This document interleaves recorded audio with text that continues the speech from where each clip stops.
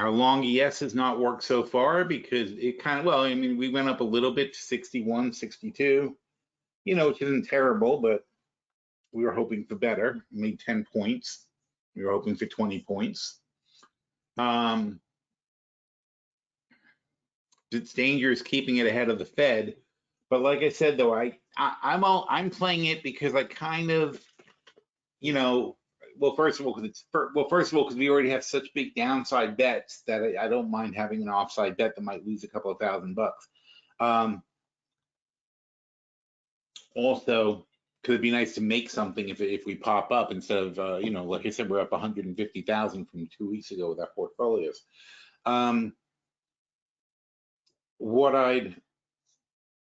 Anyway, so just for fun money, it's nice to have a bet that goes the other way from what your main bet is. Everybody expects the Fed to stay flat or even tighten, possibly tighten. Nobody expects them to talk about easing or pulling back. And like I said, though, there's a big problem with the notes because this is where we're getting into trouble. So as I discussed this morning and a bit yesterday, that's going to be last week. What did we talk about last week? Okay. This morning,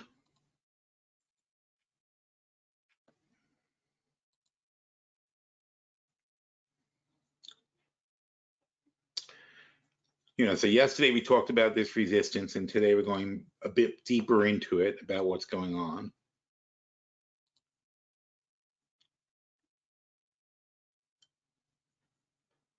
These, so here are all the sectors, and as you can see, every sector, especially financials, death cross, right?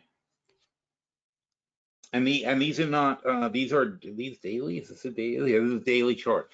So these are the daily moving averages, the 20-day and the 50-day. So you have a death cross on the SPY. You have a death cross on XLY that happened a while ago. That's discretionary. You have a pending death cross on consumer services. You have a death cross on technology, which is surprising, right? When you're told how great everything is in the Magnificent Seven, it's not. And that's something I went over in detail. I forget if it was yesterday or the day before, but we talked about. Well, we'll get back to that in a minute. In industrials, pending death cross, and look at the frickin' PMI numbers that we're seeing. Of course, they're in trouble. We just had horrendous numbers. Chicago PMI was at a level that, like, you would expect to be in a depression to see the kind of levels that you're seeing at the Chicago PMI. It's in the 30s. The 30s. That's insane. If it was in the 70s, we'd be in a booming, massive economy. It's in the 30s. It's the opposite of being in the 70s.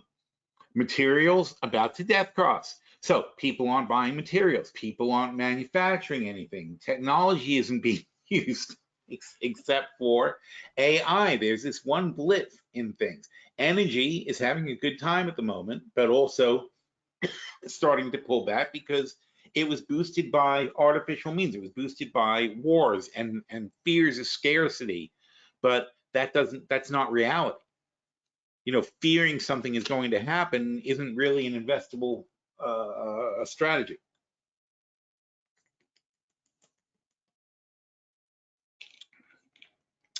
So consumer staples went into a death cross. Healthcare has been in a death cross, especially biotech, and insane. Utilities also coming out okay. Why? See, what's going right for utilities?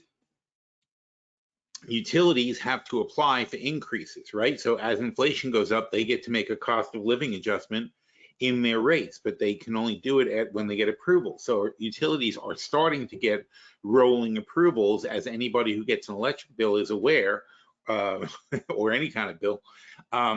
Utilities are raising their rates, and so that's taking them into a better position. And utilities are also what? They're defensive. So when the market starts to do bad, people put their money into utilities because they're considered safe. financials going down, and even real estate, well, even real estate, still real estate, is also going down. This is not good. This is not a healthy thing. We got big problems, people. So if all the sectors are bad, what do you think is going to happen to the actual index? And the big deal here is look at the 10-year note. We'll take a look at those in a minute. Look at these notes. Look at the 2-year note. Now this is the only reason I wanted to make a bullish bet on the S&P is because look where we are. This is daily, weekly, monthly. Let's go monthly. We are heading towards all-time lows. Oh, not all time. I mean, you know, in 20-year lows, let's say. But the 101 is as low as the 2 has ever gone. So the 2 is heading down to 101. You can see they're all going to break down at about the same time, but the 2 is leading the way right now. So if the Fed says the wrong thing and gives the impression that rates are going to stay this high or go higher, then the 2-year note is going to go lower, and the rate of the 2-year note goes higher, but the value of the older 2-year notes goes lower, right? Because they were issued at lower rates. Therefore, the current ones are worth more than the old ones, and the old ones lose value. So that's true of all these guys, right? And the longer the term, the more notes are going to be at the lower rates because we've had a very extended period of low rates. So to me, the Fed's got to be looking at these charts and saying, holy shit, I think we overdid it on the hawkish stuff because now all the bondholders are dumping all their notes. And if they start dumping their notes, they're doing this in competition with the government, who is they're also selling notes at a rate of 600 billion a month. So if the bondholders start selling notes in competition with the US government, and Japan just did it yesterday, right? That's what they intervened. And what do they do to intervene? They dump dollars on the market.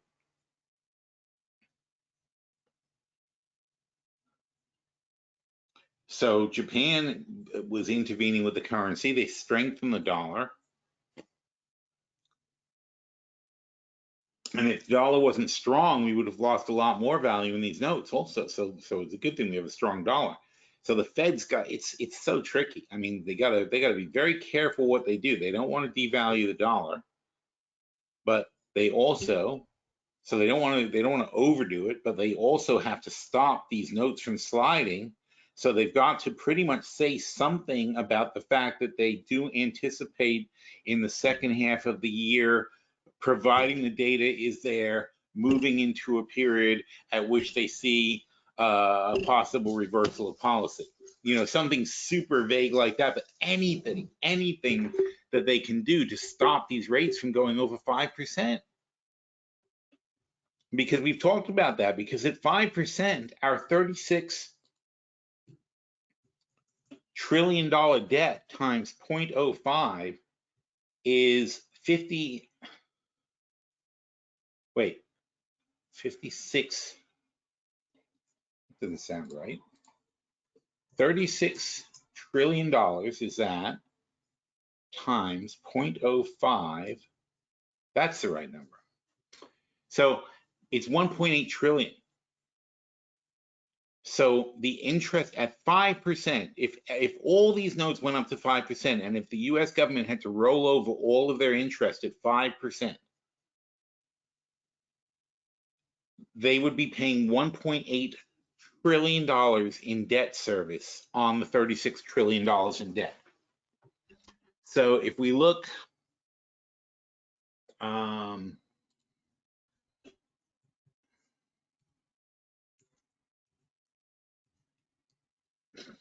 so if we look at the debt clock, that's our interest on debt now is 8. So 5% would bring us up. So obviously, if they say we're paying a little bit over 2% right now in interest. If 5 and 36 trillion is our end of the year amount of debt, that's what we're going to be at in the end of the year. Why? Because we're at 34.7 now. We're adding 1.8 trillion of debt this year, so that should be 35.5, 36.5. So at the end of the year, we'll be at 36.5. So if the only variable here that's going to change is interest, right? Is the interest amount will change. We'll have 1.5 trillion of net debt interest. That will drive this number up to 2.8 trillion dollars, and we'll be 37.5 trillion in debt at the end of the year. Okay, these are like game over numbers. We'd be passing the point at which it's even realistic to say that we can pay off our debt. When you're 35 trillion in debt and you're going 2.8 trillion more in debt in a year, and your entire GDP is only 25 trillion, you're going 10% of your GDP into debt every year, which is exactly what Japan is doing. That is exactly how Japan got into their situation, where they're just about 300% of their GDP in debt now.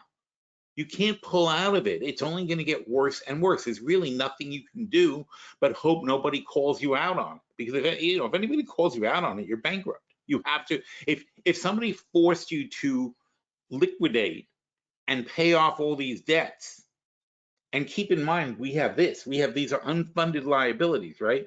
We owe $26 trillion in Social Security. We just are paying it out on a slow basis. We owe $41 trillion in Medicare. Our total unfunded liabilities are $215 trillion. Oh, what does it say there? Did it say something there when I clicked on it? What made that pop-up come up? Oh, well. But anyway, so it says I'm pointing my finger, that's real smart. I can't do it because if I move, it goes away. At the top up here, watch.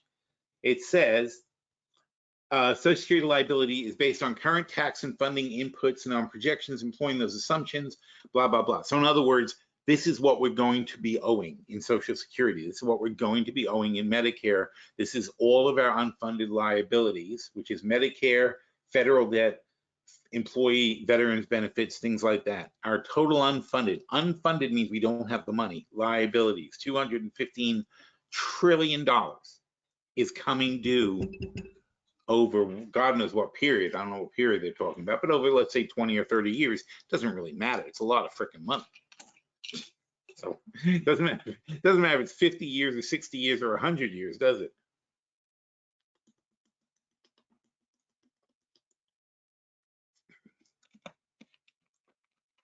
So the government is spending $6.7 trillion, and if we end up paying another trillion in debt, we're going to spend $7.7 trillion. The revenue is only $4.8 trillion. So if we get, let's say we get to 7.7, that means we're going to need $3 trillion more dollars. So that means we either have to increase taxes by 75% or decrease spending by 50%. Those will be our two possibilities to stop running up more debt. And both of those are politically untenable. Not only that, though, but the discretionary budget of the United States is only $1 trillion. We don't have $3 trillion to cut. We would have to cut entitlement spending. We would have to cut the money that we owe. All this money that we owe, yeah, sure, let's take it off the table. Let's not pay Medicare. Let's not pay Social Security. That's $3 trillion. We can cancel Medicare and Social Security and tell all the people who we owe that money to, tough luck. That's the only way you're going to be able to, without raising taxes and without cutting all 100% of all government spending, not just closing the government down and saying, every free for all for everybody, because we can't afford to run a government. And frankly, if you do that, you can't afford to pay the Social Security anyway. That's where we're going to be. We're just We just kind of screwed people. But are you screwed? Well, maybe not, okay? Because what about modern monetary theory? All right, let's bring in a guest lecturer. Log in. Yes, of course, log in. Yes, log in.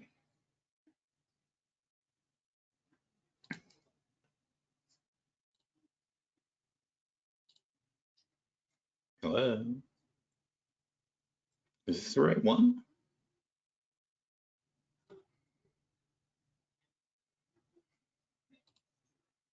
All right. So,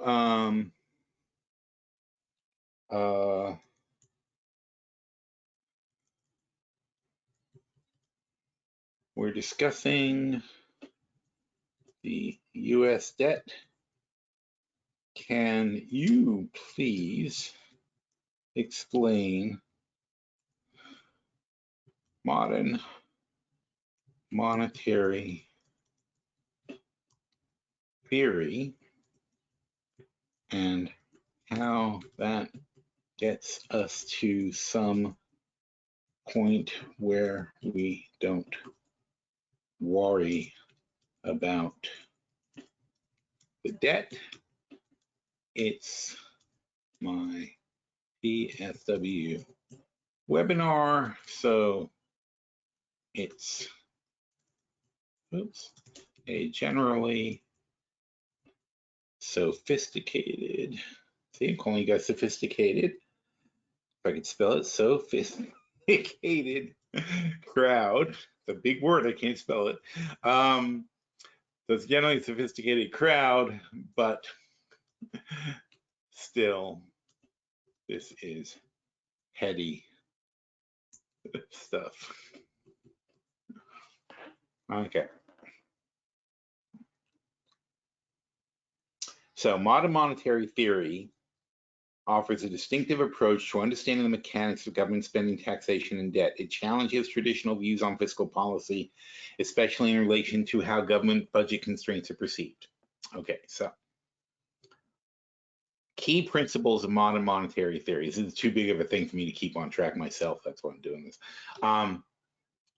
Sovereign currency instrument. So MMT posits that countries that issue their own currencies, like us, can never run out of money in the same way a business or an individual can. Well, we know that, that's obvious, as they can always print more money to service debts. Inflation as a limiting factor. According to MMT, the primary risk of this type of currency creation is not bankruptcy or insolvency, but inflation. So we've already done this. We've already practiced modern monetary theory under Trump. We printed a massive amount of money. The Fed, oh, we need that again, I bet. Why do we have X? Why are we talking to these guys? Fed balance sheet.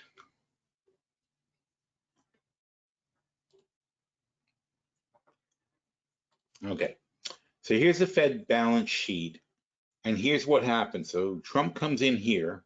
We're at $4 trillion in debt. COVID hits, and the Fed expands their balance sheet from $4 trillion to $9 trillion.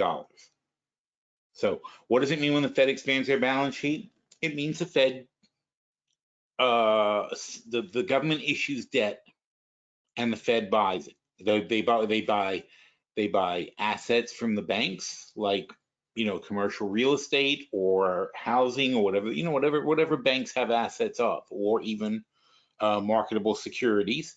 They buy assets from their member banks to soak up and absorb any losses they may have.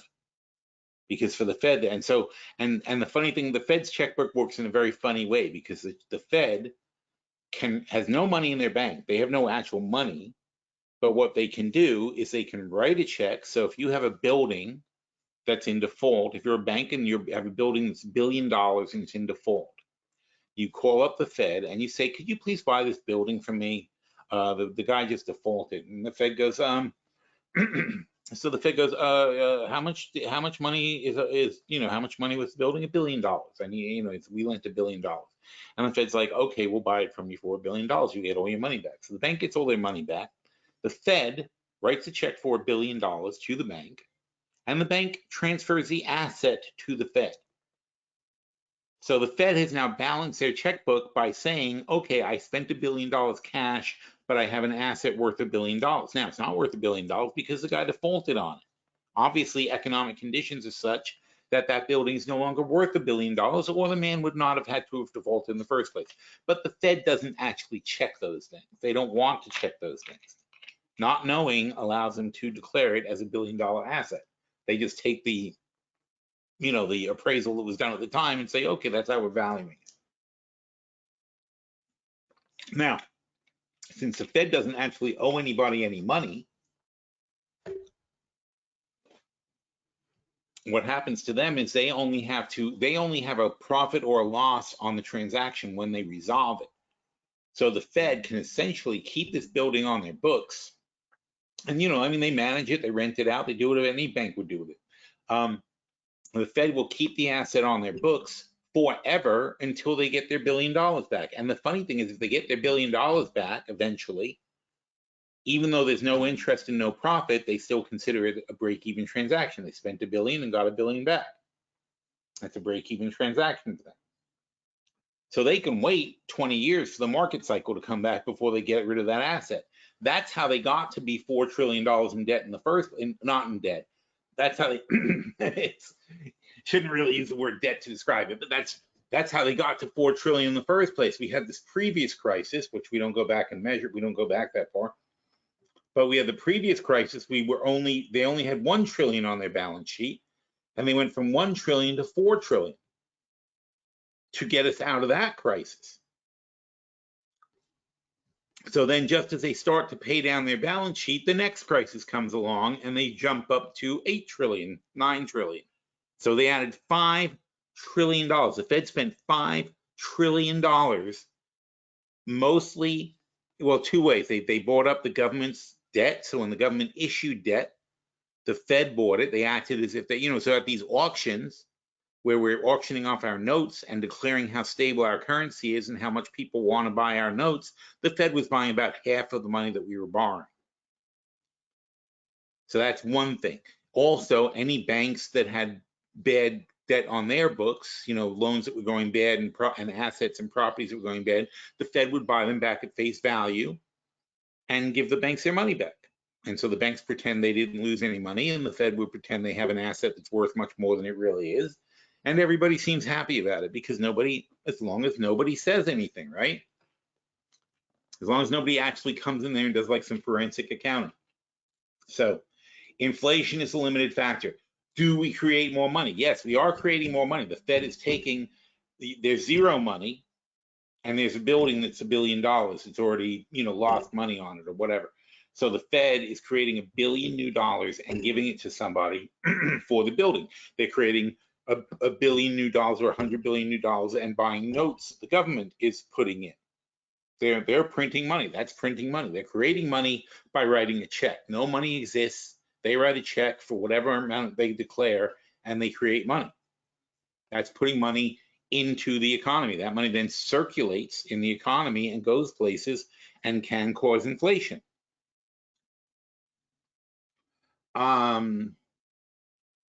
You got to take into account also that the economy is so large now that it's kind of not a big deal that they created $5 trillion. It's like, oh, you created $5 trillion. How cute. We have $100 trillion in assets and $100 trillion in cash, and we have whatever. That's our economy is at least cash and assets a couple of $100 trillion globally. The U.S. economy globally, including all the dollars in the world and all the U.S. assets in the world, is at least 200 trillion. I would say probably $250 trillion. So you're not creating all that much inflation, frankly, when you make $5 trillion new.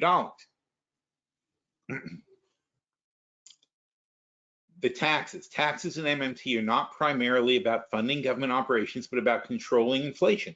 So in other words, you're taxing to take the money back out of the economy. That's what taxes are for. It's only to control the money from, to not leave all that money in circulation. You're taking out the taxes. So in other words, the money, when the Fed gives the bank $1 billion, the bank gets the money back, they spend it on something else again, people make profits, and then those profits are taxed, which removes some of those assets from circulation. Okay, reduce the spending power of the private sector, managing aggregate demand, incentivizing and incentivizing behaviors, right? Which is, you know, exactly what Bidenomics is all about, is incentivizing behaviors. They're saying, we want you to buy electric vehicles, we want you to buy energy efficient appliances. Where they're trying to create a set of incentives that's going to drive people towards a more energy efficient economy and a lower carbon emission economy.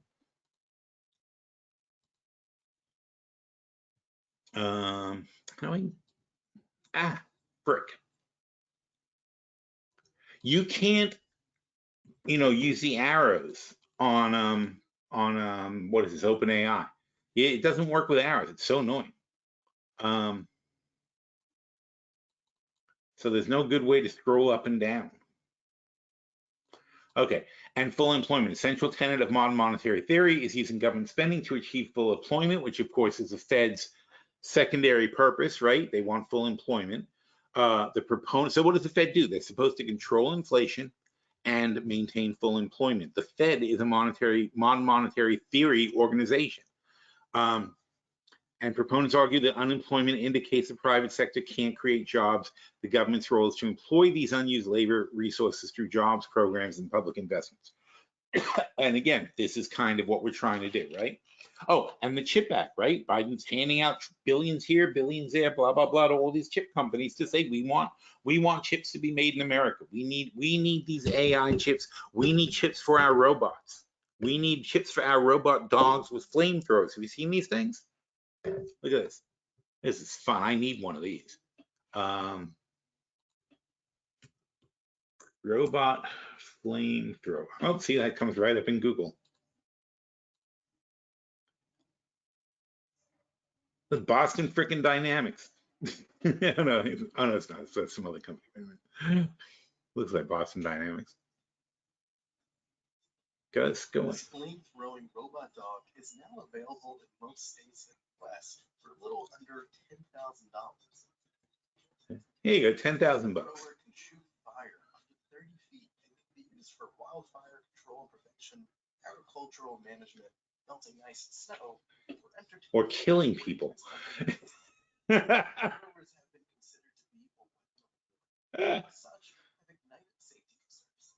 CNN has reached out to throw flame in the U.S. They have ignited safety concerns. That's a good line. They are banned in Maryland and require a permit for use in California. Oh, Maryland doesn't allow them. Can you believe that? What kind of state is that? Adjusting a giraffe's neck. Okay. You have pain in the neck.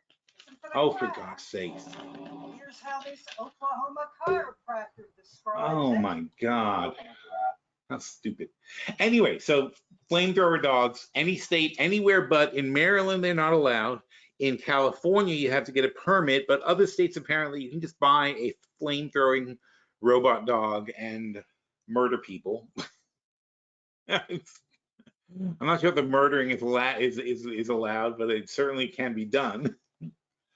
Anyway, so where was I? Resources. I forget why we were talking about flame-throwing dogs, but so the application of MMT to the issue of debt leads to a perspective where the size of the debt is not a problem. Since the U.S. can issue more dollars to meet its global debt obligation, the theory suggests that the government can and should run deficits to manage economic stability and full employment rather than aiming to balance budgets. Here's how, okay, so MMT argues that the debt is sustainable as long as it is in the country's own currency. The key constraint in inflation is inflation, not solvency, all right? So in other words, we don't issue debt in our notes when we go into debt, when the government has an auction, you're buying dollars. You're buying notes that are priced in dollars. We don't sell notes in other people's currencies. Other countries, people don't trust their currency, like Brazil, Argentina, things like that. People don't trust their currency, so they have to sell dollar-denominated notes. That means they have to get dollars to pay people back, and as their currency devalues, it becomes much more expensive for them to pay it back. So that's not good. We don't have that problem. The focus shifts, the policy focus shifts from reducing debt to ensuring the government spending is productive and doesn't lead to excessive inflation. This means carefully managing the economy's resources and potential output. This right here, if you think about our Congress, is not even a possibility. Rethinking fiscal policy. MMT provides a framework where fiscal policy is a tool to achieve economic goals rather than simply a means to balance the budget. Well, we just said that.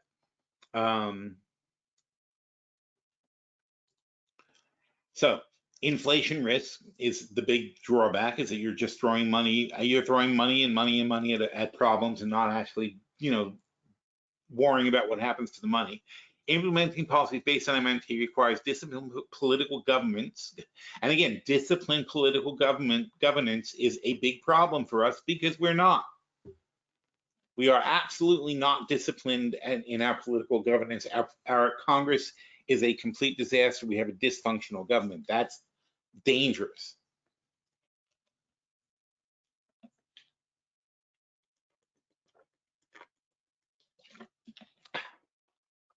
For countries that rely heavily on foreign borrowing, we talked about that. So, honestly, but he's right. That's the only real pullback, is that you're going to cause inflation because you're just printing money and saying, okay, whatever it is, let's just make more money here.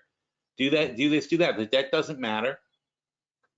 And even the paying back of the debt doesn't matter because we're just going to print more money for that and go more into debt, and it's never going to matter because it's our money and our currency. But it is modern monetary theory, not practice. It's never been done before on the scale that we're doing it now. And if we're wrong, we will only find out when it's far, far, far, far, far too late. And that doesn't mean it's going to be 100 years from now. It means in 5 years or 10 years, all of a sudden, the global situation could change, and other countries could say, hey, America, you are 50% of the world's debt. We are now more than a third of the world's debt. They'll say, America, you've got 5% of the world's population and you're 50% of the world's debt. You've borrowed half of the money in the world.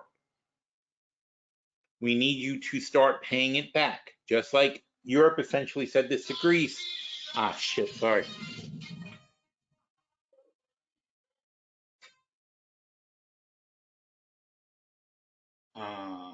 There you go. All right, so this is essentially what Europe did to Greece back in 2008. They said, dudes, you can't be 300% of your GDP in debt. That's too much. And Greece was like, huh? They're like, say what now? If anybody bigger than you forces you to reconcile your debts, if they audit you, which is also what happened in Greece, they got audited, and it turned out that Goldman Sachs was lying about their books. So if they audit you and find out that your debt is in fact unsustainable, that you can't really pay it, that your currency is therefore worthless in comparison, even though you are paying the money back in your own currency, people will no longer accept new money. And that's what happened to Greece. It's not about the old money. Those old bondholders were screwed. They had their money priced in an inflating currency, and they were getting back garbage. It didn't matter if they were getting back 20%, they were getting back 20% of a currency that dropped 50%. So who cares? You're still losing. That means you can't borrow new money, and that means that train stops. Unless now, in our case, we've got the Fed. The Fed could keep being the only buyer of U.S. debt, but that's going to then devalue our currency, and people in other countries will stop wanting to have dollars. That could drive oil off the dollar. That could drive commodities, gold and silver and copper can move off the dollar, and they'll all want to go to the euro or something else. That would be crazy. That would be a complete loss of control, but we would really spin out of control. The strength of America is that 85% of all the money that's transacted in the world, 85% of all transactions in the world are dollar transactions. That's what keeps us alive. The dollar is still looked at as the most stable currency, and it's a self-sustaining thing, because because oil is priced in dollars, gold is priced in dollars, it's transacted in dollars, there's a constant demand for dollars to do the transaction, so on and so forth. Therefore, there are so many more dollars in circulation than there are euros. There's more than twice as many dollars being used for things as euros. So, the euro is the second biggest currency. Every other currency behind the euro is nothing. There's really pointless. It's even the Chinese yuan, India rupees, the yen would be the next biggest currency behind us. It's still, the yen is not even 10% of all the world's transactions. I think effectively the number is no, there's a difference. 60% of all the money in the world is dollars. Okay, 30% is euros. That's 90. Then there's the yen, which is maybe 5%, and then there's everybody else. That's about how it breaks down. That's all the money in the world that's in circulation. But the dollar gets used much more because it's a staple for commodities. And there's, well, how many barrels? It's 100 million barrels of oil a day. So we say 100 million times 365, that's 36 billion barrels a year times 100 is 3.6 trillion. It's not that much. So unless I did something wrong, 100 million times 365, the total amount of barrels. Yeah. So it's really only $3.6 trillion worth of oil. Wait a minute. Gotta do this again. It seems low. Maybe not. 100 times, not 100. Yeah, it's 100 million a day. 100 million barrels a day times 365 days. That's how many million, that's 36 billion barrels of oil we use a year. Right. Times $100. 3.6 trillion. That's not much. But anyway, it's $3.6 trillion of oil transactions. Well, it is a lot, because if you think about it, first the oil gets bought, then the oil goes to a refinery where it's transacted again in dollars. So first the money is paid to the people who take it out of the ground. Then the money is paid then the refineries pay for that in dollars. Then the refineries refine it. Then it's bought from the refineries again in dollars, right? So it's used. So there's twice so far that's been transacted, and then it goes to the retailers like the gas stations, where again it is bought in dollars. So basically, this happens 3 times, and that's what they call, when they talk about the velocity of money. That's a great example of velocity of money. A dollar is put into use 3 times to move a barrel of oil from one place to another. So we end up spending $10 trillion a year. That's a lot. That's 10% of all the dollars in the world are being used just to move oil back and forth between from one place to another.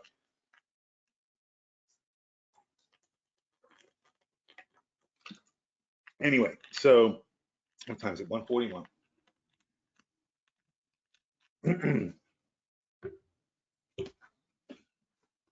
So your danger in doing this is inflation, but more than anything else. But generally, we're in a great position to experiment on this. But if we're wrong, and if we get called out on it, we're going to be where we already are. We're going to be $36 trillion in debt, owing $2 trillion a year in interest, and that's without paying back any of the debt, running a $2-3 trillion deficit. 10% of our GDP, almost 15% of our GDP will be interest on the debt, will be deficit spending. But that's the case now. We have a $25 trillion GDP. We're spending $1.8 trillion deficit, and that's 1.8 divided by 25 is 7.2%. And what's our GDP growth? Our GDP growth is 2%. So if we weren't deficit spending 7.2%, our economy would be shrinking by 5%. We're using monetary theory right now to buy our way out of a recession. We've been buying our way out of a recession forever. So has China. China's entire economy is based on, all of China's growth is deficit spending. In almost every country, all the growth is deficit spending. You know, we shove money from one place to another, but the reality of the globe is we have kind of peaked out. We've almost peaked out in population. They expect populations to start declining in the near future. Not only that though, but we did have a population decline because of COVID, right? We had effectively zero growth. And that's the thing, there's been not any general growth in population. We spend a lot of money, but we spend a lot of money on vaporware. In other words, like when you're consuming Netflix, you're not gaining anything from watching the show. You don't benefit from that. There's no long-term benefit from you sitting on a couch and watching Netflix. And so the service economy that we've developed, that's growing more than our industrial economy. Our industrial economy keeps shrinking and shrinking and shrinking. That's what these reports are about. And it's fine if we keep it up with services, and now AI is another service, but it's another service that is there a benefit if we have productivity increases? Great, there's a benefit in productivity, and that's something, but in reality, you're just consuming information. It's not much, it's a step up, it's the same way to your computer, and when you're on the internet, you say, oh, well, you're on the internet's this magical thing, and it's a great productivity tool, blah, blah, blah. But is it really, or are you now, instead of getting off your ass and going to the store, you're now calling Instacart and getting your groceries? Where did that benefit your life? How are you better? You're less healthy. You could have at least walked around the freaking grocery store. You could, that's exercise, right? In Florida, that's totally exercise. That's what people do. They go to the grocery store and they wander up and down the aisles, and they're like, oh, I walked so much today. I went to the store. You gotta, it used to be that when you spent money, TV was free. Okay, when I was a kid, way back in the 70s, 50 years ago, only 50 years ago in human history, long before the dinosaurs, long after the dinosaurs, long after the dinosaurs. So they were dinosaurs, and then I was born, and that was 50 years ago.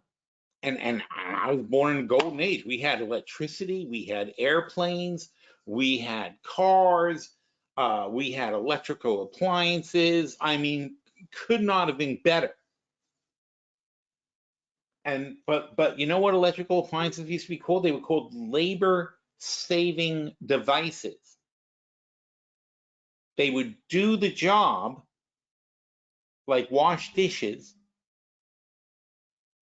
and you didn't have to. Your labor was saved by a machine. So when you bought the machine, you were exchanging your money for future free time that it would give you.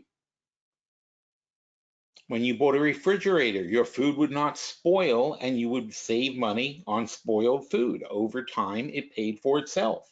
There was a benefit. There was an actual real benefit to having the refrigerator. The cars would transport you from place to place.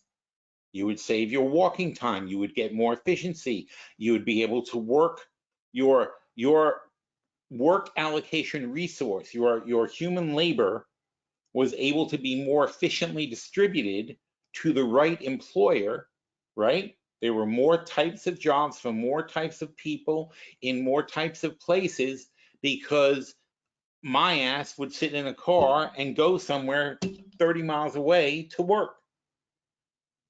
And it was the job that needed me who worked there. And ordinarily, had we been in horse and buggy days, I could not have, in practicality, couldn't have worked there without moving. I couldn't have just gone and said, I'll take that job. You know, it's like an hour commute, but it's worth it because I get paid, blah, blah, blah. Efficient allocation of resources. So there used to be, when I was a kid in the good old days, there used to be an efficient allocation of resources. And when you built something, when you bought something, when you built a bridge, the cars would be able to get from one place to another more efficiently. When you built a stadium, the people would be able to gather and see a sporting event, right? Which is entertainment, but it was the entertainment and also the business itself. The sporting event, so on and so forth, was the business.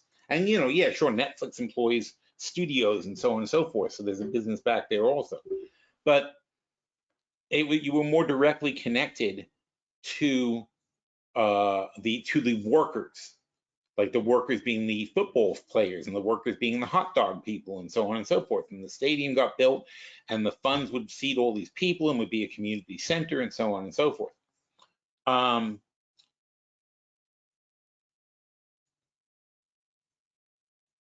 Money was spent on projects, infrastructure, and so on and so forth that would have lasting benefits. Even, you know, even a baseball stadium itself is an infrastructure project, right? It's an infrastructure project that has a lasting benefit for the community. These days, they charge so much for tickets. I don't know who benefits from these things, frankly. I really don't. I mean, we used to go to a ball game, and it was like $5. And even if you say, okay, we used to earn minimum wage was $2, and it was $5 for a ticket. Okay, so it's 2 hours.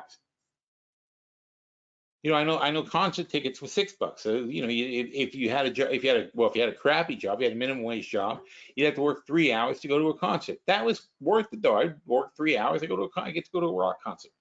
And now concert tickets are $100, $200. You know, people not minimum wage isn't $50 an hour. People have to work an entire day, maybe 2 days, to go see a concert. So it's become an elitist thing to even be able to go see concerts, to go see theater is out of the question. I was just looking, I'm going to New York in May, and I was looking at the theater tickets are, you know, insane.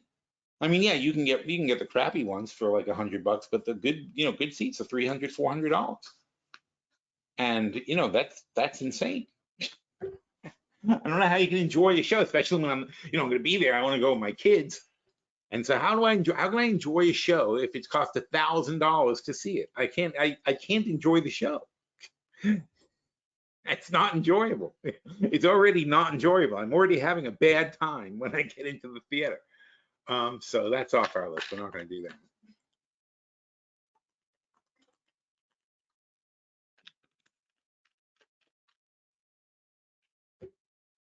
But anyway, so inflation is a problem, right? Because it puts things out of reach for people.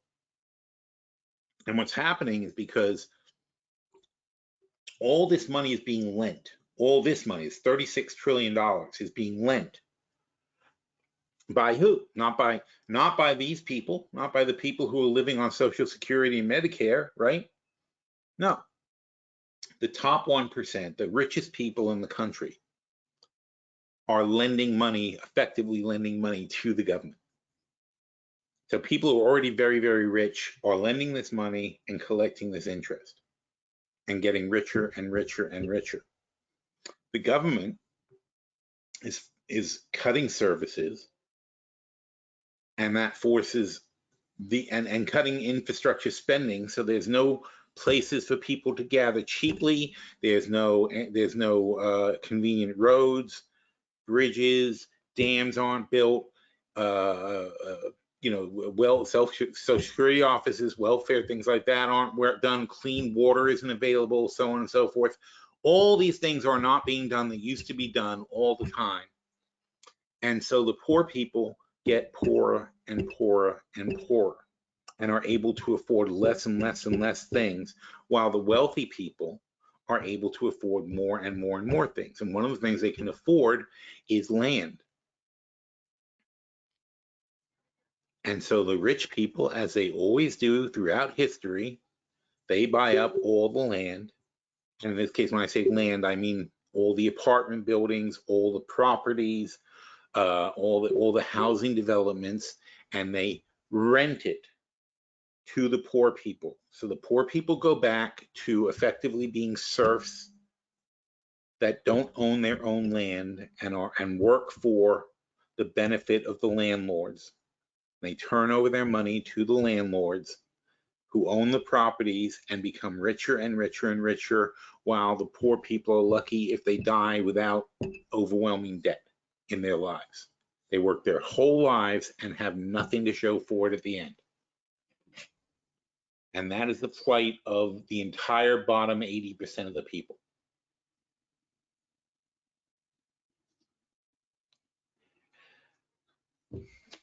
So that's the problem with modern monetary theory, is you're not benefiting anybody in the bottom 80%. You're only making rich people much, much richer. And it's widening and widening and widening, and we're on an unsustainable path. And eventually, I don't know, eventually they'll either, well, there's a couple of things that can happen. Either you can have a revolution where people realize what's being done to them. But fortunately, because the only thing people can afford to do is sit at home and watch Netflix all day, we can control the content they consume.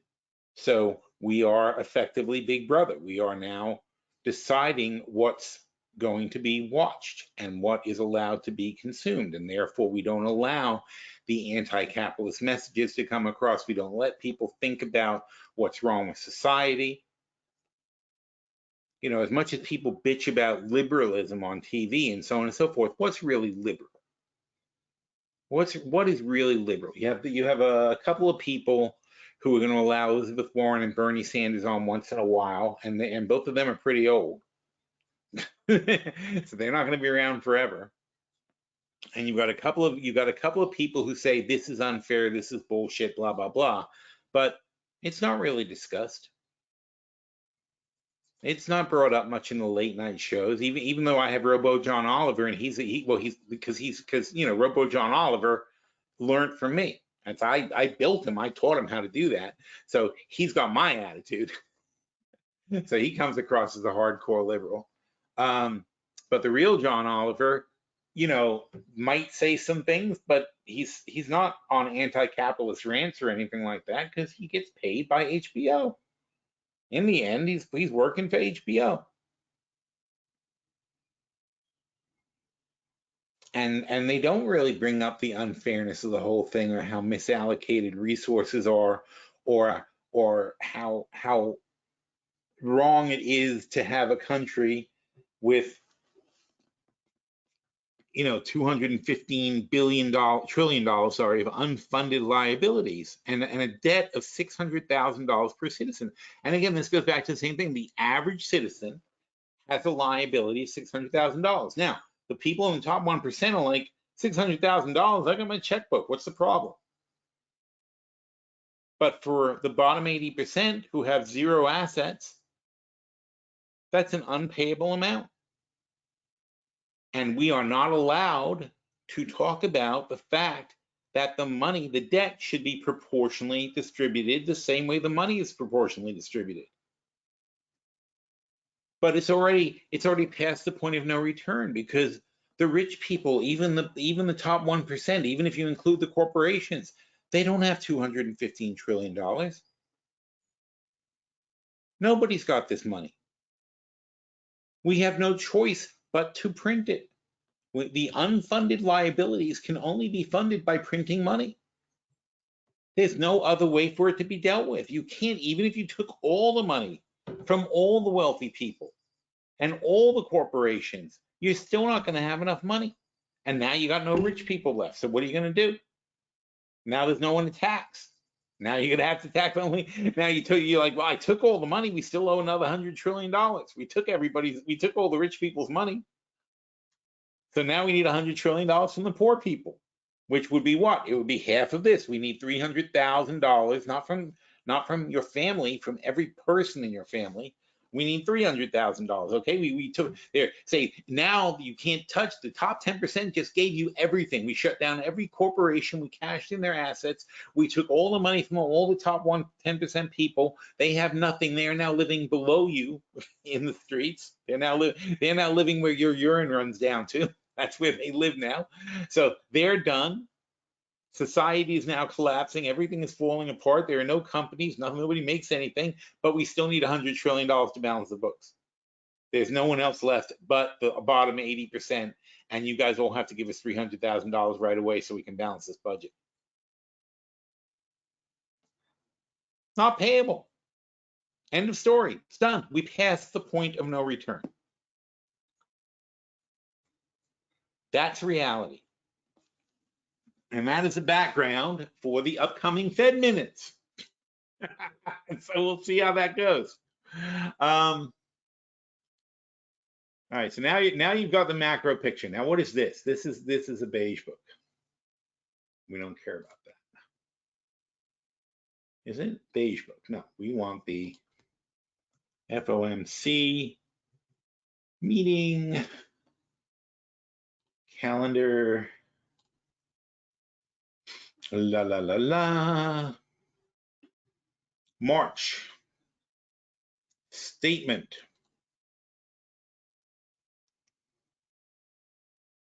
Okay, let's go back to January 1st. So now we go back to Warren and we say, okay,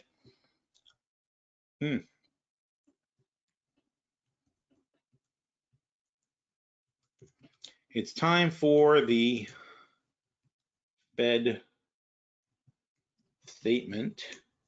We are going to want to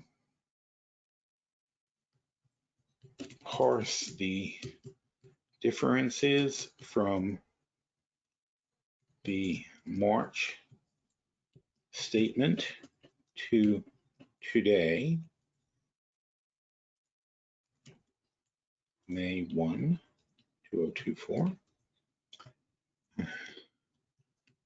Let's start by giving you the last two statements to see what changed from one to the other and what that means. Okay, so we're going to start with this one, January 30th. And all I have to do is do this. Up. Okay. Got that.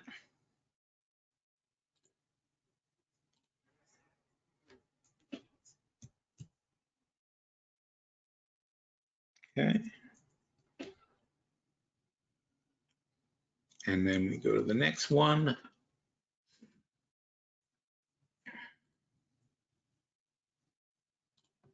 Oh, here comes the Fed statement.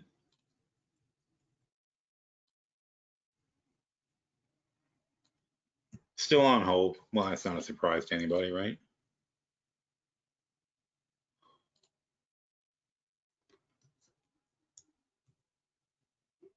All right, let's see what he comes up with from these two.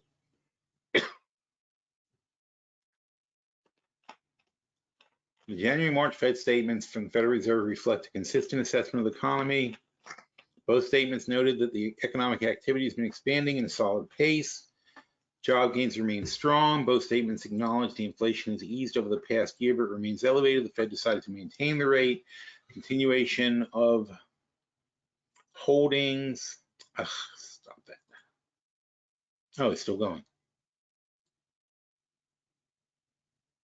All right. Well, since the other one's out, we'll just move along. So let me get in this one.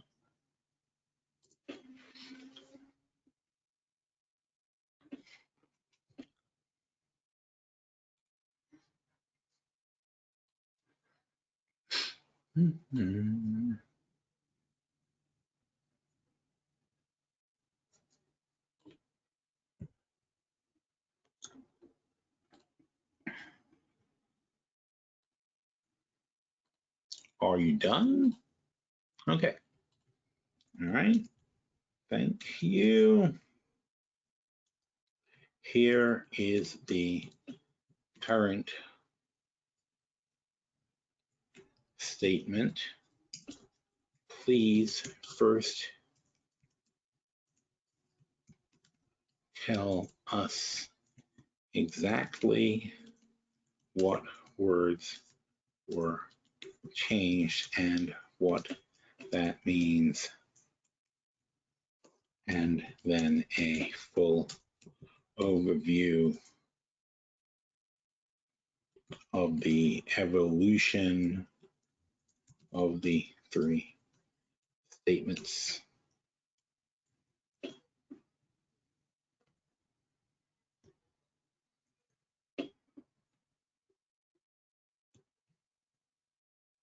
Okay. So key changes. March, recent indicators suggest that economic activity has been expanding. Recent indicators suggest that economic activities continue to expand at a solid pace. So that's their change of language. Implications. Addition of continued subtly emphasizes the ongoing nature of growth and sustained momentum. New note on inflation progress. May introduces, in recent months, there has been a lack of further progress towards the committee's objective. Uh-oh. Uh-oh. That can't be good. How's the market taking this? Ew. Little iffy, but we're getting, we're getting the boost we expected. It's interesting. So let's see what else he says. The statement underscores a stall in the desired reduction of inflation rates, highlighting concerns of overachieving the long-term rate. Adjusting an asset purchase strategy. Oh, keep going. So annoying. Okay, May introduces changes in specifics of asset purchase. Beginning in June, the committee will slow the pace of decline. They will slow the pace of decline of securities by reducing the monthly redemption cap from 60 billion to 25 billion. They will slow the pace of decline of its security holdings. So in other words, they are, despite the fact that they're saying we're not hitting our inflation goal, they are reducing their balance sheet reduction. Or so in other words, they're pulling back. So that's because that's a reaction to the fact, which obviously they're not going to say, that's a reaction to the fact that we've had weak bond auctions and they are stepping in to make sure that all the notes get sold. So they are going to stop reducing their balance sheet and go back to buying a huge amount of treasuries every month. This reduction in the pace of asset reduction, which is why, you see, this is why I talked about all that stuff before. There's a background that is now very clear what's going on, right?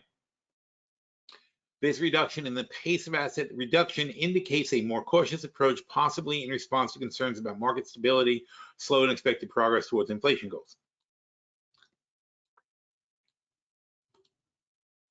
The transition from January to March shows minimal changes, indicating stability in the economic outlook and monetary policy stance. The statements during this period reiterate strong job gains, solid economic expansion, and elevated but easing inflation. Monetary policy, the Federal Reserve's decision to maintain the federal funds rate across these statements reflects ongoing caution due to the economic outlook. March to May 2024. The May statement is notably more concerned about inflation, explicitly mentioning the lack of progress towards the 2% target. This change suggests increasing worry about persistent inflation. The adjustment to the asset purchase strategy indicates a shift to more accommodating stance. See, so it's contradictory, right? We're worried about inflation, but we're going to be more accommodative by buying more bonds and pushing more liquidity into the market. Or not really pushing more liquidity in, but not taking it out. The evolution of the Fed statements from January to May shows a trajectory from maintaining a steady course and to adopting a slightly more cautious and supportive stance, a more cautious and supportive stance. See, he doesn't have any trouble reconciling those two things, but I do.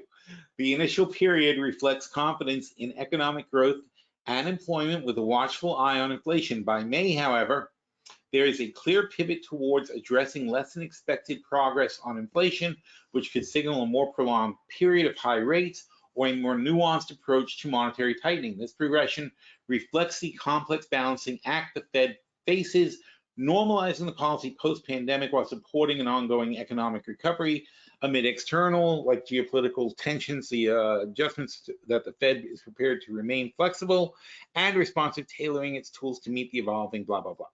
In short, in terms of macroeconomic impact, these adjustments and the emphasis on ongoing monitoring indicate the Fed is cautious about the recovery's durability and is positioning itself to react dynamically to the new data, which is exactly what we thought they were going to do.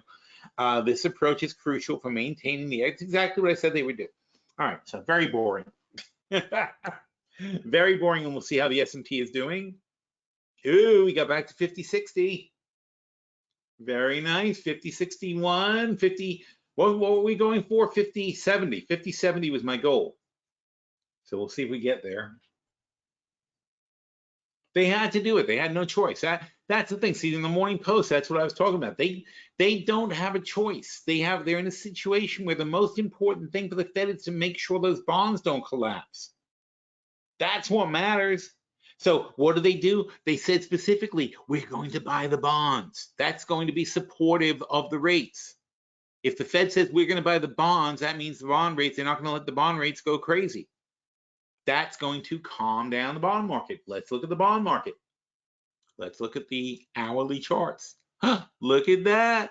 Look at those guys, how smart they are. look at the 30-year. Oh my God. It's like a huge rescue. Okay, so in other words, I mean, look, this is what macro data is all about, right? Because this is what I was saying this morning. You can't allow this to continue. That's how we get our backs to the wall. That's how the auditors get called in when we move to an unsustainable path, when it says there's no way you can afford this, and creditors start questioning, we need somebody to buy these bonds, not just the Fed. The Fed can't be the only person buying the bonds. Otherwise, you just look at America the same way you look at Venezuela and say, well, their whole economy is bullshit. It's just a load of crap. It's like you're just writing checks to yourself. All right, let's see what that actual Fed statement said, although it's not probably going to be very revealing. I like it when they have the projections too. That's more fun.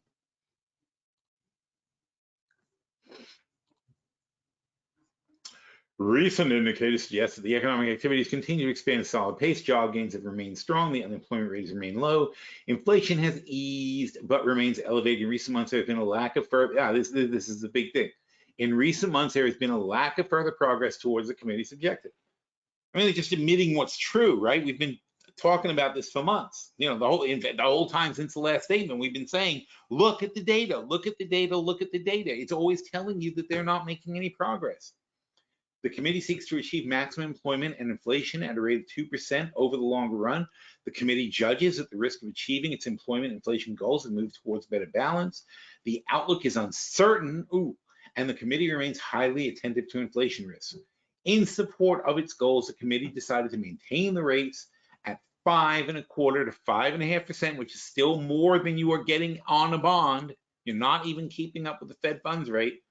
In considering any adjustments to the target range of the Fed funds rate, the committee will carefully assess incoming data, the evolving outlook, and the balance risk. The committee does not expect it will be appropriate to reduce the target range until it has gained greater confidence that inflation is moving sustainably towards 2%. In addition, the committee will continue to reduce its holdings of Treasury securities, agency debt, and mortgage-backed securities. Beginning in June, the committee will slow the pace of, notice that they're not reducing any of their assets, just the paper debts, because they can't unload the assets at a price that won't show a loss. The committee will slow the pace of decline on securities holdings by reducing the monthly redemption cap. So in other words, that great huge balance sheet that they're still carrying, they're going to keep carrying it. They're only going to reduce it now. Instead of $60 billion a month, which was the plan, they're going to reduce it by $25 billion a month, which means they've effectively taken $35 billion a month and allocated it towards buying treasuries. That's $400 billion a year to buy treasuries, because we are not doing well in our treasury auctions. So now a new player is showing up with $400 billion to buy our debt. The committee will maintain and that's an expansion. They're already holding $7 trillion worth of our debt. The committee will maintain the monthly redemption cap on agency debt at $35 billion and will reinvest any principal payments in excess into Treasury. Oh, and will reinvest any principal payments in excess of the cap. So they'll keep rolling over the old debts every time.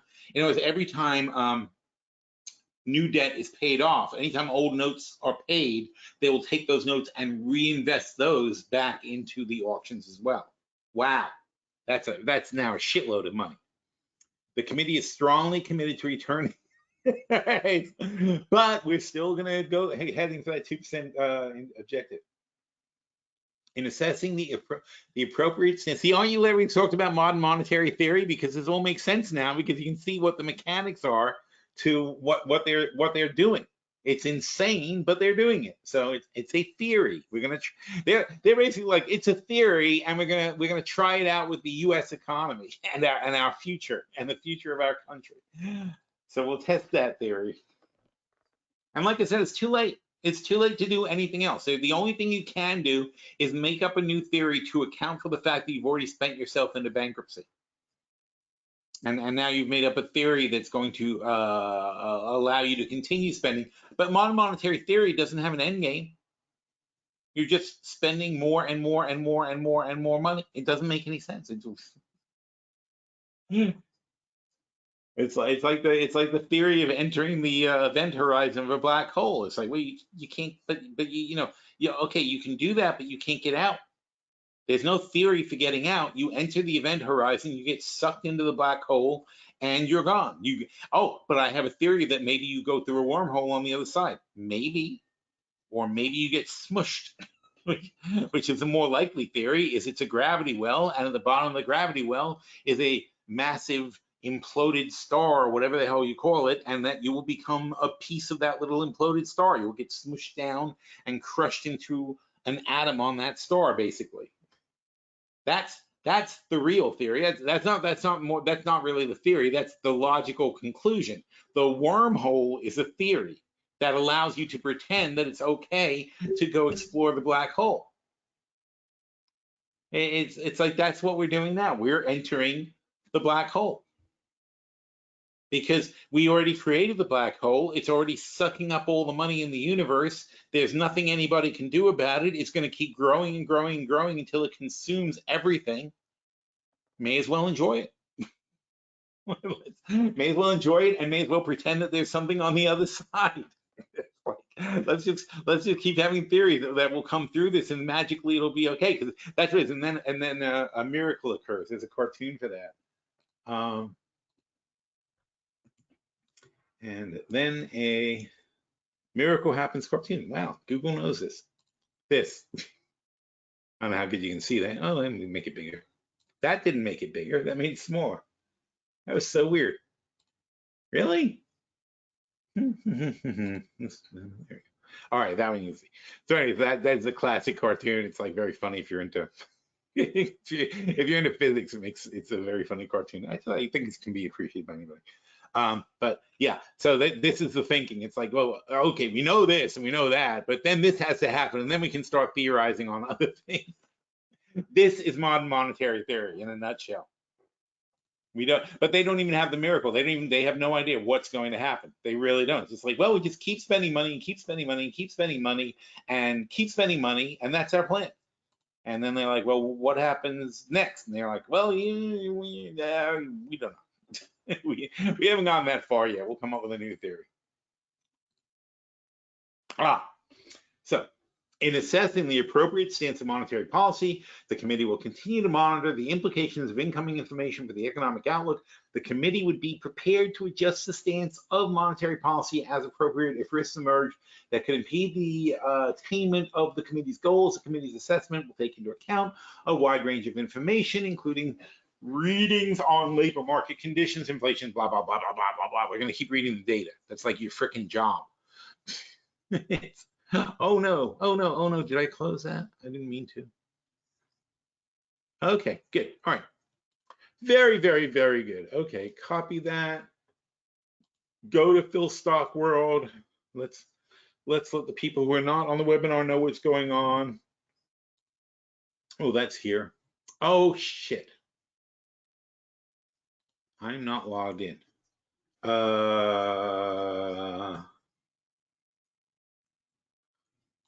you go. Yes, it's me.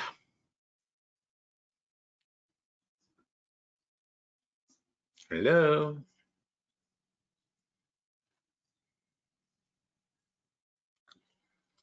See if anybody has any questions. Nobody has any questions. Ah, I have explained that so perfectly that you have no questions. I feel good about that. What's happening here?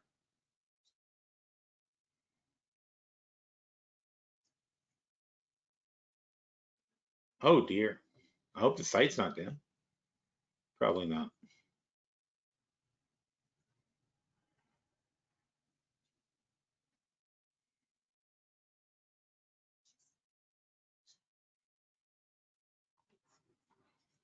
Oh, there we go. It's because I asked it to go to a place that had a big lookup.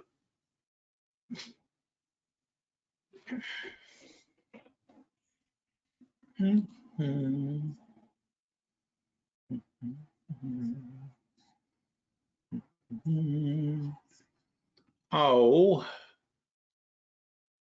Oh, there it is. Thought it wasn't going to let me comment. Look how magical this is. Give Warren credit. Go like that. Go like that. Go like that.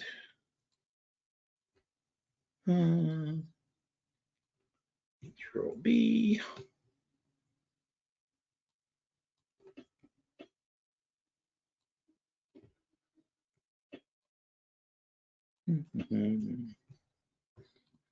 Okay. Da da da da da.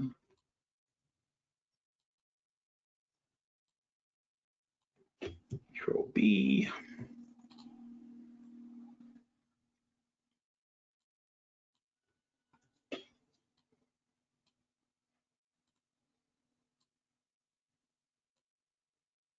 There we go.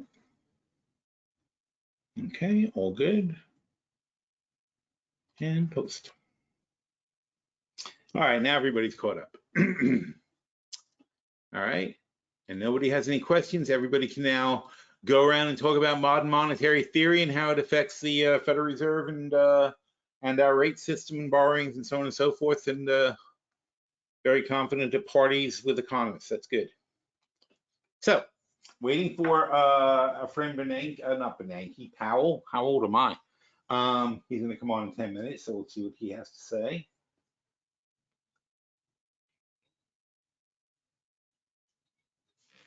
So let's see what other people have to say. Oh yeah, let's find the Wall Street Journal.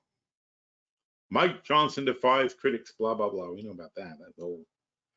Fed says inflation progress stalls, extends a cautious view. Central bank also backs plan to slow reduction of asset portfolio. We know that. Ooh, what's this? It has been a long and Do they do that in the Wall Street Journal? I didn't know that. You know, on my other computer, the sound is not, the Wall Street Journal videos don't play on my other computer for whatever reason. I don't know why. What? What's he freaking out about? Fed repeats expectation to hold until confident inflation is moving towards the 10% goal. Santelli is freaking out. Doesn't seem to be any real reason for it. Stocks little change after the Fed's rate decision.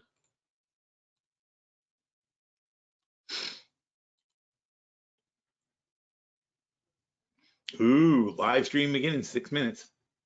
Oh, that's fun. I'd rather listen to that than CNBC. Oh, this is so tiny. Stocks are little changed in the afternoon trading following the Federal Reserve's widely expected decision to keep rates steady. The investors will be scrutinizing Powell. Wage growth picked up this year. S&P fell sharply. That was yesterday. No, the S&P fell sharply yesterday, right, to close out the worst month. Meantime, earnings season rolls on, blah, blah, blah, blah, blah, blah. You've told me nothing. You have been useless, except for the fact that you do have the, apparently have the article I'd like to see. So let's go move that to a tab if I can. Can't? Did I open it in incognito? I'm very confused. Oh, no, it's right there. Good, stay there. Stay. How about, nope, that's not Bloomberg.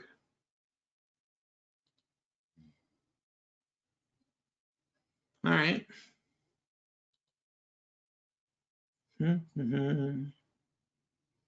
Nope, nothing there. Okay. I didn't really talk about this because it's not worth talking about because Ember Air, who we liked Ember Air. We were investing in them. I forget what happened to it, but ERJ, right?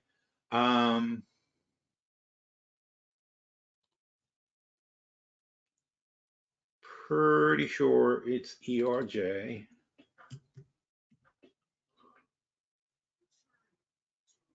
Ember Air, yeah. Oh, wow, look at him. So I don't remember why we got out, but we were in them, and I picked them for a good stock, and they've doubled since we were in them. I just don't remember I don't remember whatever happened to it. It was from our old portfolios, I guess. But I liked them a lot when they were down in the teens. So anyway, the point is a market cap, $4.7 billion, right? Net income, $162 million.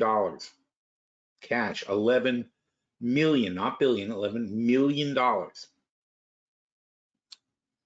So people read these articles and I guess it's hard for me to, sometimes it's hard for me to think about this. It's like I do math in my head immediately. So immediately I'm running the numbers on something like this. So when Ember Air says we're going to start building 737s, I'm like, okay, that's going to cost you like $10 billion. That's going to cost you double the market cap of your entire company just to set up a production line to build 737s.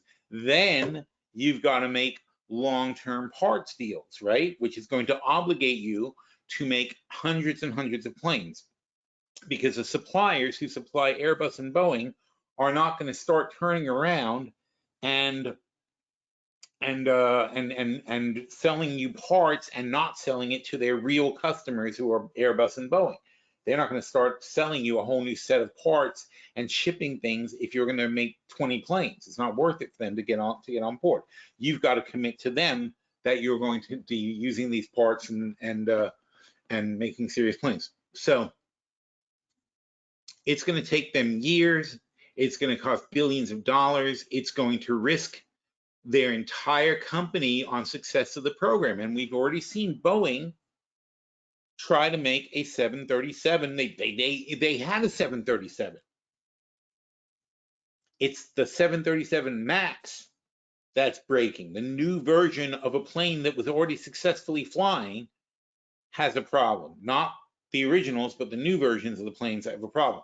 So these guys are going to put all of their eggs into a basket that's twice as big as their whole company.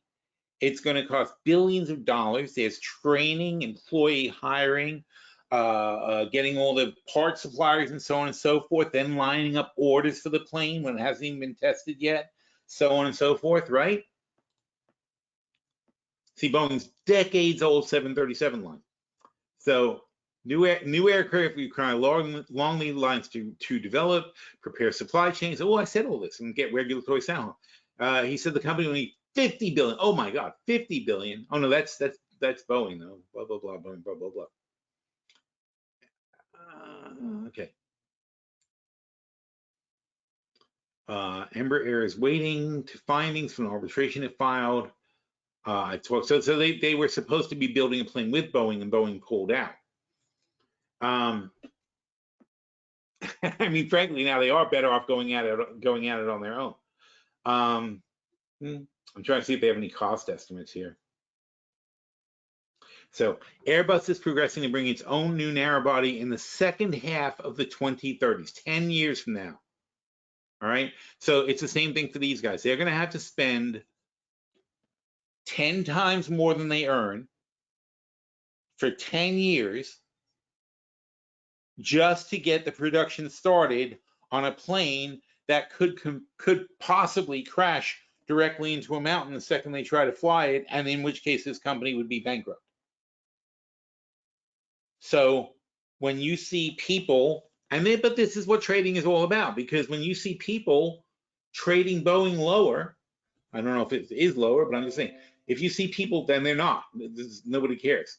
So this was announced today, and Boeing's up 2.5% on a bad day, because there's nothing there. Oh, hey, look, we hit our goal on ES.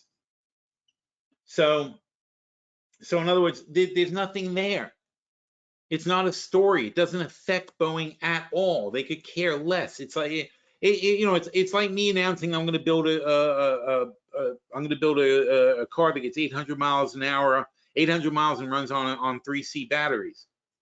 So all you have to do is carry some spare C cells in your car, and you'll be able to go thousands of miles. And I'm going to compete with Tesla, and I'm going to do that in a few years. Is Tesla stock going to go down because Phil Davis announced that? Even if I was a credible car maker, it just sounds ridiculous because it's not technically possible. Anyway, so back to this. Thank you. Futures trader. No, active trader. That's what it is. Active trader. ES. All right, we're not trading dollars.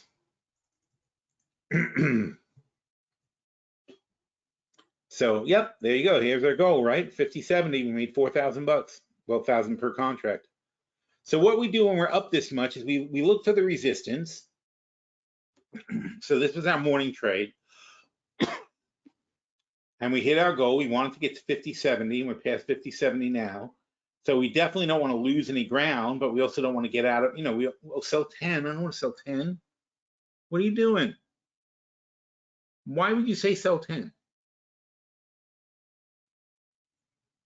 Frick, this is set differently than my other machine. There you go.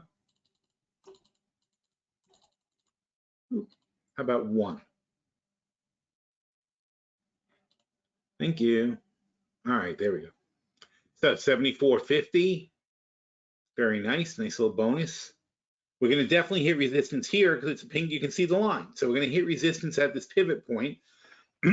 But I don't really want to take any chances now because we're up 5,000 bucks. See? And that's why. So I'm going to sell 1 there. And there it goes, maybe. Oh, man. This is very annoying. No.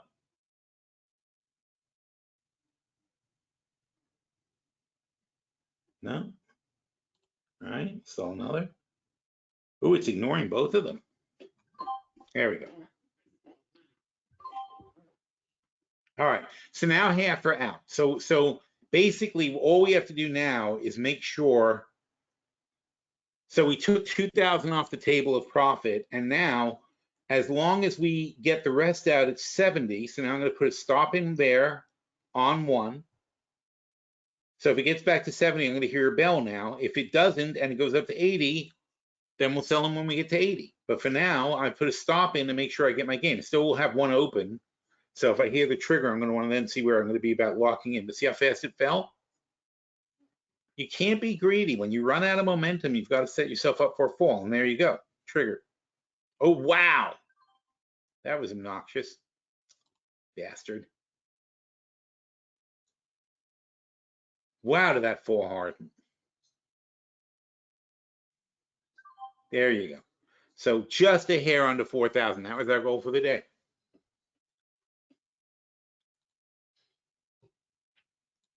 And we talked about this, but oh, he's starting. Okay, oh, forget it. Don't worry about it. We talked about it in the Morning Post. Here we go. How do I make that louder? It's not very loud.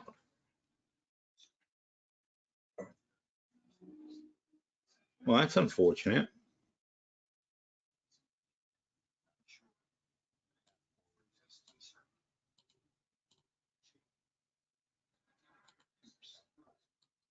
No, he can't go any louder.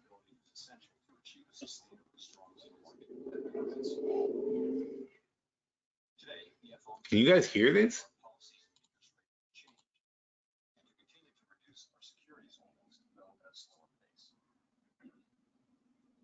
Our restrictive stance to monetary policy has been putting downward pressure on economic activity and inflation, and the risks to achieving our employment and inflation goals have moved toward better balance over the past year. However, in recent months, inflation has shown a lack of further progress toward our 2% objective, and we remain highly attentive to inflation risks. I'll have more to say about monetary policy after briefly reviewing economic developments. Recent indicators suggest that economic activity has continued to expand at a solid pace. Although GDP growth moderated from 3.4% in the fourth quarter of last year to 1.6% in the first quarter, private domestic final purchases, which excludes inventory investment, government spending, and net exports, and usually sends a clearer signal on underlying demand, was 3.1% in the first quarter, as strong as the second half of 2023. Consumer spending has been robust over the past several quarters, even as high interest rates have weighed on housing and equipment investment. Improving supply conditions have supported resilient demand and the strong performance of the U.S. economy over the past year. The labor market remains relatively tight, but supply and demand conditions have come into better balance. Payroll job gains averaged 276,000 jobs per month in the first quarter, while the unemployment rate remains low. And we have non-farm payrolls on Friday, don't forget. Strong job creation over the past year has been accompanied by an increase in the supply of workers, reflecting increases in participation among individuals aged 25 to 54 years and a continued strong pace of immigration. Nominal wage growth has eased over the past year and the jobs to workers gap has narrowed, but labor demand still exceeds the supply of available workers. Inflation has eased notably over the past year, but remains above our longer run goal of 2%. Total PCE prices rose 2.7% over the 12 months ending in March. Excluding the volatile food and energy categories, core PCE prices rose 2.8%. The inflation data received so far this year have been higher than expected. Although some measures of short-term inflation expectations have increased in recent months, longer-term inflation expectations appear to remain well anchored, as reflected in a broad range of surveys of households, businesses, and forecasters, as well as measures from financial markets. The Fed's monetary policy actions are guided by our mandate to promote maximum employment and stable prices for the American people.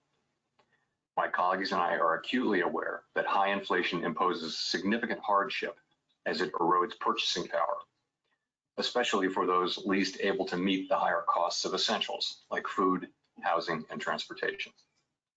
We are strongly committed to returning inflation to our 2% objective. The committee decided at today's meeting to maintain the target range for the federal funds rate at 5.25% to 5.5%, and to continue the process of significantly reducing our securities holdings, though at a slower pace.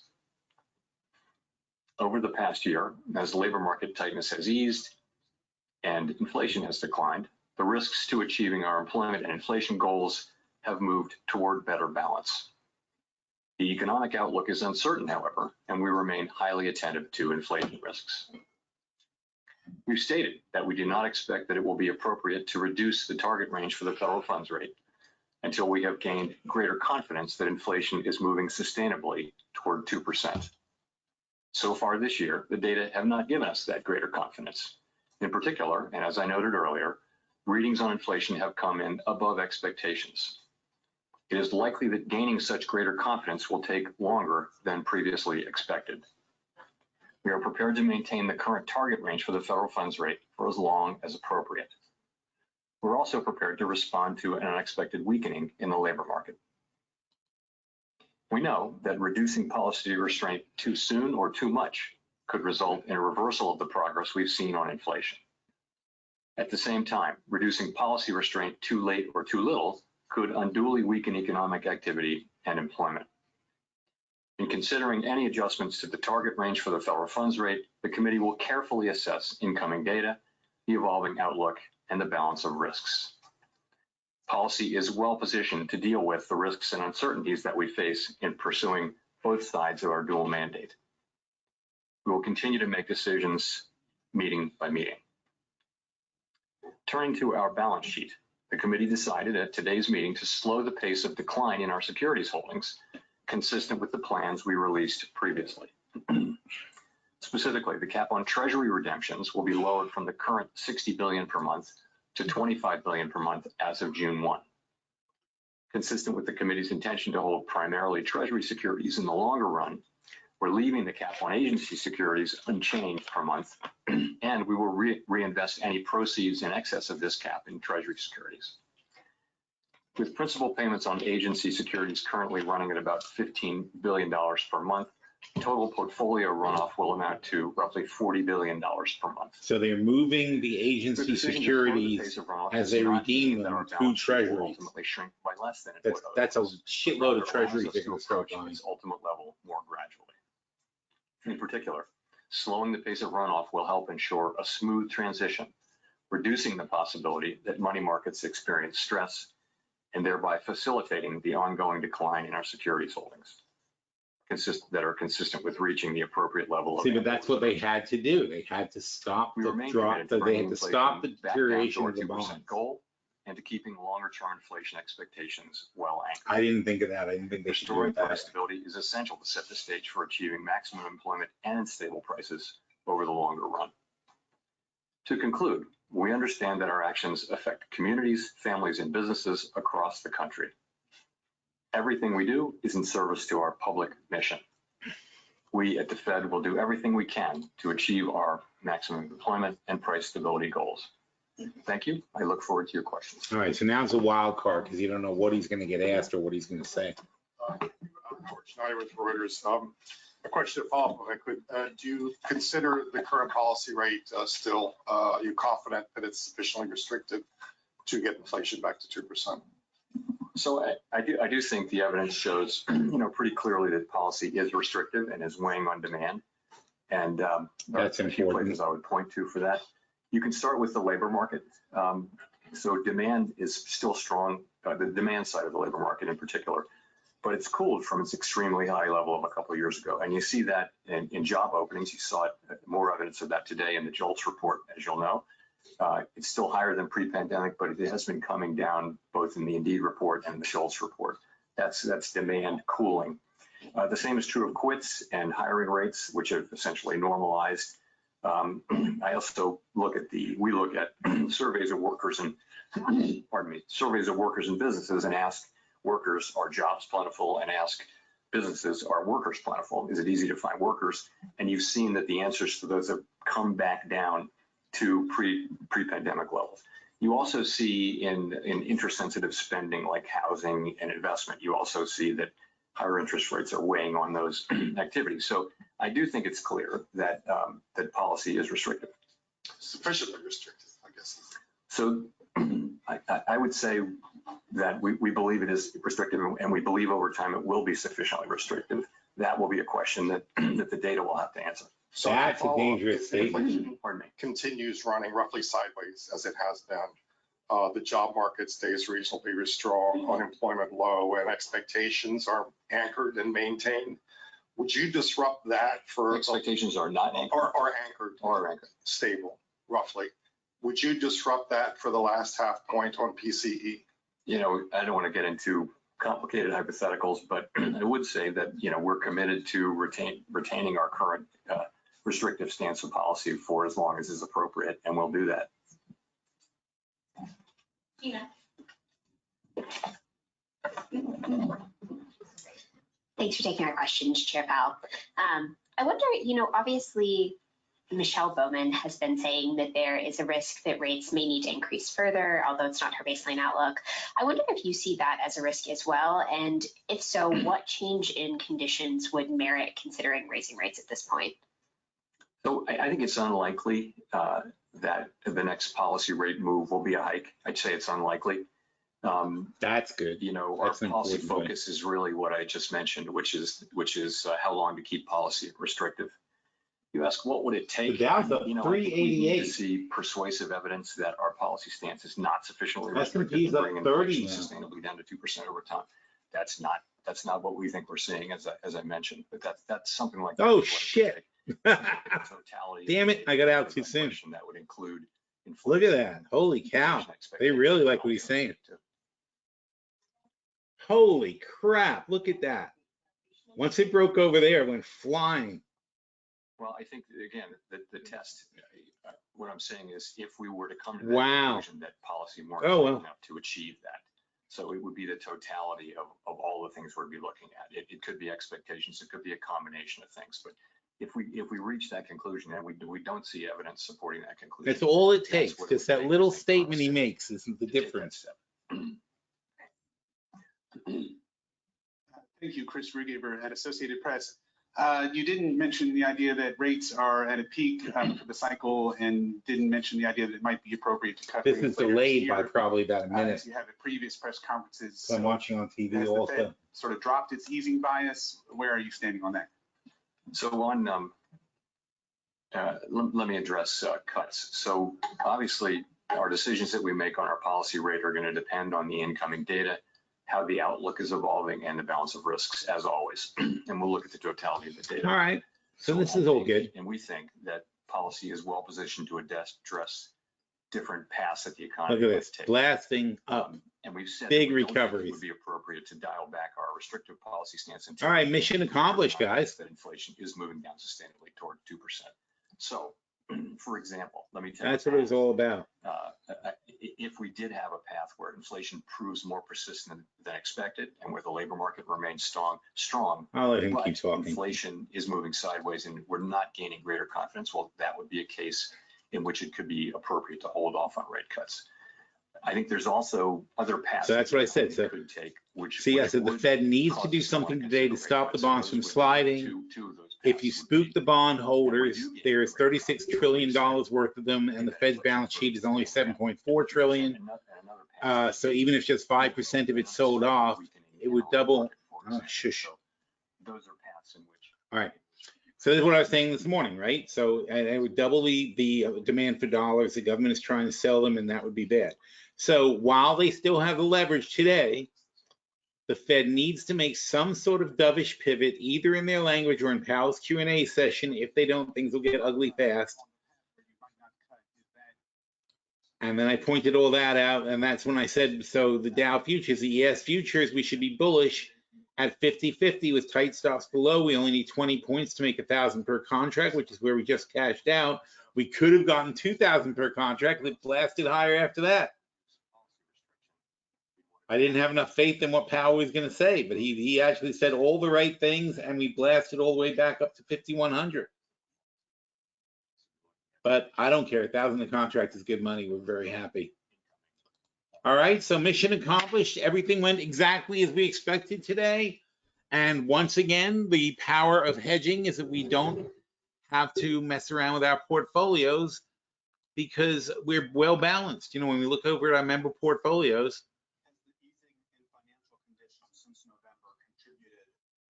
if we can get on there. Oh, there it goes. Oh.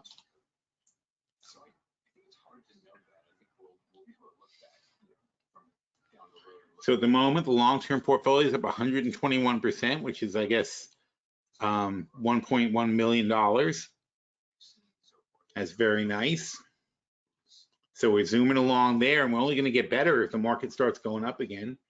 And the short-term portfolio is still up 116. So that's 432. So 1.1 plus 432 is 5.53. I mean, I'm sorry, 1.53. So we're 1.53 basically.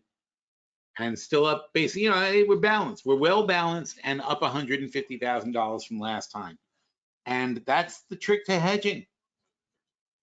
Somebody asked me about the hedging, and The prices aren't as good as they were before, but these are still pretty good prices. I mean, if you take TZA,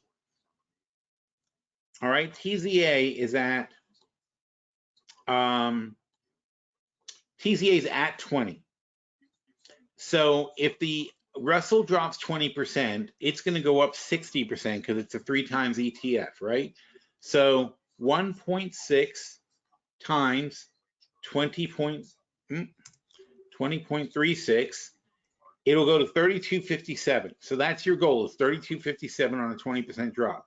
We have 500 longs, they'd be 12.57 in the money. 1, 2, 5, 7 times 500, $628,000. So the total potential of this spread is $628,000 on a 20% drop. It could go higher than that, but we're not, we don't play for that. We're looking for the 20% drop. How much is the cost of the spread now? Well, it's $318,000, right? See it over here, $318,750. Doesn't matter what it used to cost. It's what it costs now as a hedge. Minus $60,700 minus, and these are both short calls, minus 223,750. So the net cost of this spread is $34,000 to have $600,000 worth of protection against a 20% drop. And we don't even have a put sold on this one. This is just a basic call spread.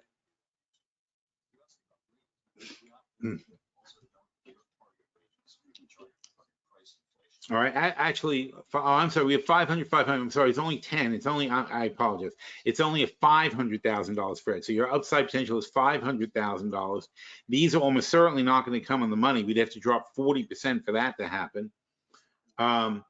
So basically, we're looking for these guys to expire worthless, and we've got this spread that'll kick in for $500,000, and the net is currently 34. So your upside is 460 whatever $1,000 on the spread, which is massive. That's your insurance policy. You don't expect it to come in. You expect to lose the $34,000, but so what? That's your insurance. You don't want it to kick in. It means everything on your long side is getting its ass kicked. But that's the way we play it. And by the way, you're only saving 60, so you could actually just do half of this, and it would cost you 60,000 for 500 in protection. Still great, and you'd have a lot less upside risk. But I just don't consider. I don't think it's very likely we're going to drop 40% on the Russell. I don't see that kind of problem in the markets. So it's overhedged, and if it does, don't forget that if it does drop, if we do go past 30. We can cash this spread in for $500,000 and buy a new spread to cover this one. Everything isn't static. So that's that spread. And then on the SQQs, we are not even fully covered. So we've got a 10 to 25 spread. But with the SQQs, if you're only at 1198, so let's say 12, so we say 12 times 160. No, wait. No, what did I just say? Oh no, yes, 12 times 1.6. 12 times 1.6 is 1920. So $9.20. So in this case, you'd be up 920 times 600 is another $500,000. What have we done? We sold the 25s, the 25s, and the June 12s. So the June 12s would have to be rolled, but it's only 1/6 and it's covered. So we're not even going to worry about that. So here we have $552,000. And what's the net of this spread? It's 271. 500 minus 30750 minus 12075 minus 7150. So it's net 221. And what do we say? It's like 550. So we've got $230,000 worth of coverage here. For these guys who are up 75%, we should probably buy them back because they're really not worth keeping at this point. We made such a huge amount of money on these that we should we made $96,000 on those. We should buy them back and sell something else, right? To collect more money. But either way, so this has 230,000 and this has 500,000. So we have like $750,000 worth of protection from these two positions. So we're in very good shape. We're already up 116%. We've got 281,000 in cash. So if we, if the long portfolios lose money, we can take money out of the short-term portfolio and put it in the long portfolios to buy more stuff. All right, but we're not there because the long-term portfolios aren't in trouble either, because we're still basically at the top of the market. There's very little to worry about. We're in very good shape. The Fed seems still to be accommodative. They're not looking to, oh, what did I just do? Oh, silly. So the Fed doesn't seem like they're inclined at all to wreck the economy or do anything. So we should be fine. This is actually, it's been a positive meeting. Wow, look at that. The positive meeting, other than the fact that I took the money off the table on the stupid longs. But that's okay. We made some money, so I'm happy. And everything is good. It's all good because the Fed is basically, they've become more accommodative, even though they didn't change the rates. They changed their tightening policy, and they're going to buy more, and they're going to buy more T-bills. So they've created a stability. Exactly what I said they had to do this morning. They did it. It was the perfect move, and everything is coming up roses at the moment until the next crisis hits. But right now, everybody's running back into the markets because the Fed is still supporting us. All right. Thank you, everybody, for coming. I hope that was an enlightening thing. Ian Fleming says, whatever happened to hemp boca? Now you're asking that? Rick says you'll never go broke taking profits. Hemp boca, it fizzled out, unfortunately. It's still a company, but it basically faded out because the people who were running it couldn't afford to work for no money. There was no money. Unfortunately, there was no money in it. So it died out, along with many things that died out during COVID. They just couldn't sustain it. And they both the founders took other jobs. All right. Anyway, so everything is cool there, and we have the next meeting is going to be in June, not July. I thought it was in July. The next meeting is in June on the 11th and 12th.